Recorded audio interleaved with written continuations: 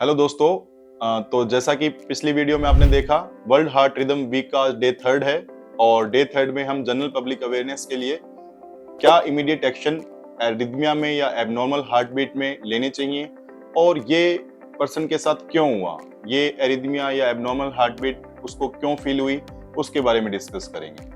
तो जैसे ही ये सिम्टम्स आपको डिजीनेस या फेंटिंग एपिसोड या फिर abnormal heart beat, skip beats या irregular heart rate, fast heart beat, आपको अगर ऐसे सिम्टम्स आ रहे हैं तो आपको इमीडिएट क्या एक्शन लेना चाहिए। तो इमीडिएटली आपको फर्स्ट ऑफ ऑल अपने रेस्टिंग फेज में जाना चाहिए, रेस्ट करना चाहिए। अगर आप मान लीजिए किसी जगह चल रहे हैं तो यू शुड टेक रेस्ट।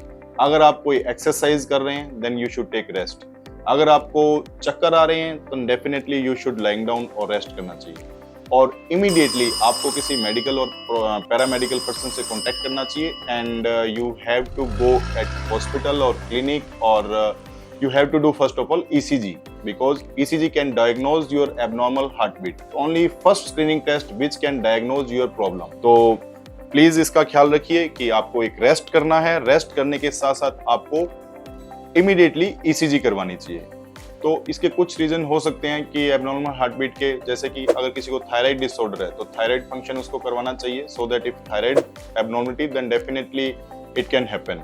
और अगर पहले से कोई ऐसी मेडिसिन ले रहे हैं, कोई हार्ट पेशेंट है जैसे कि बीटा ब्लॉकर जो कि हार्ट रिदम को कम करती है या ब्लॉक डेवलप कर सकती है, तो उसको करेक्ट करना चाहिए। या फिर कुछ इलेक्ट्रोलाइट एबनॉर्मेलिटी है, मान लीजिए किसी का पोटेशियम लोअर साइड में है या हार्ट साइड में है, या फिर कोई मैग्नीशियम लेवल डिस्टर्ब्ड है, तो ये सब इलेक्ट्रोलाइट एबनॉर्मेलिटी में भी हार्ट रिदम चेंज हो सकती है। तो इलेक्ट्रोलाइट आपको चेक करवानी चाहिए। और कोई पेशेंट अगर ऑलरेडी हार्ट डिजीज का पेशेंट है, कोई पेसमेकर लगा हुआ है, तो उन कंडीशन में भी एबनॉर्मल हार्ट बीट आ सकती है, जिसको डेफिनेटली आपको अपने डॉक्टर से कंसल्ट करके उसको ट्रीट करना चाहिए।